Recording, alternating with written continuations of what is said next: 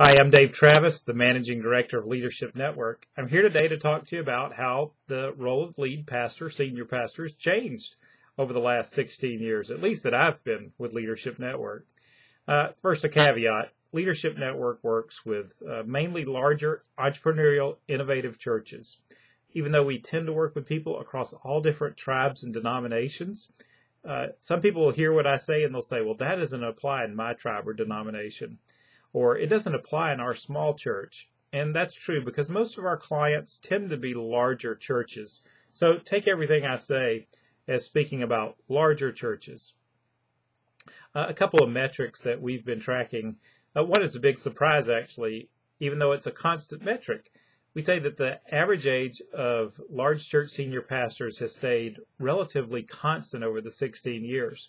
Everyone expected that the age or the average age would rise. And people hear about large church senior pastors that are retiring, sometimes in spectacular fashion, with failed succession, and they assume that that represents the whole of the large church movement. And really that's a very small slice of the large church movement, because one of the other metrics that we see is that the number of large churches in the United States and Canada continues to grow at an ever-increasing pace. We add lots of churches every year to our database that have exceeded 1,000 in attendance and also that have exceeded 2,000 in attendance. When we first started Leadership Network 27 years ago, they said they could find 125 or so churches over 1,000. And now we know there's over 4,500 Protestant churches in the United States that are over that number. One of the trends that we see is we are seeing many large churches get big fast. And so we have a whole slew of large, younger churches that are just becoming a large church size, but they were started like 5 years ago or less than 10 years ago.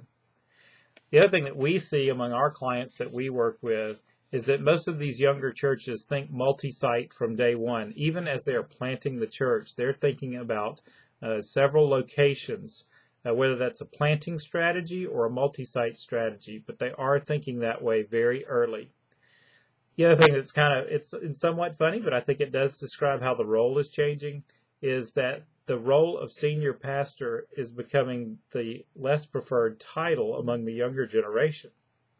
When I came to Leadership Network, the number one title that people had was pastor. Then it became senior pastor. And now we're seeing the evolution to the role of lead pastor, which is my preferred label, or directional leader, emphasizing the role of leadership among the whole pastoral team. The other thing that was different from 16 years ago when I joined is I used to go to our meetings and there would be a group of lead pastors or senior pastors that would be talking about their denomination and their leadership roles within the denomination. And now very few of the pastors that we work with in these large churches think about leadership roles within their denomination. It's more about their network. It's more about their affinity group. It's more about the larger cause with which they have affinity with either within their denomination or across denominational lines. The other thing that we see, especially in the younger generation of lead pastors, that they're able to become multi-ethnic, multiracial much easier and more quickly and much more naturally than the previous generations. There's some census reasons for that or sociological reasons for that, which we're going to cover in a future report, so be looking for that. The other thing that we see, especially among the young and really all large churches, is that the concern is that they've become more outwardly focused, more externally focused here in the last 10 years. It's an authenticator of the gospel for many of these churches to have many programs that are really turned outward and kingdom oriented. One of the things that's supposed to a concern and a trend is that for many of the lead pastors that are there now, in the past, a lot of the pathways to becoming a senior pastor or lead pastor was to go and be a youth pastor first. And now that's not happening. People are not becoming youth pastors as an entryway into higher leadership within a church. And that has a lot of senior pastors a little worried as well, wondering where the next generation of student ministry pastors is going to come from. There's still some questions that are hanging out there. And these are questions, many of them have been out there for all the time I've been at Leadership Network. A question like, what does healthy succession look like?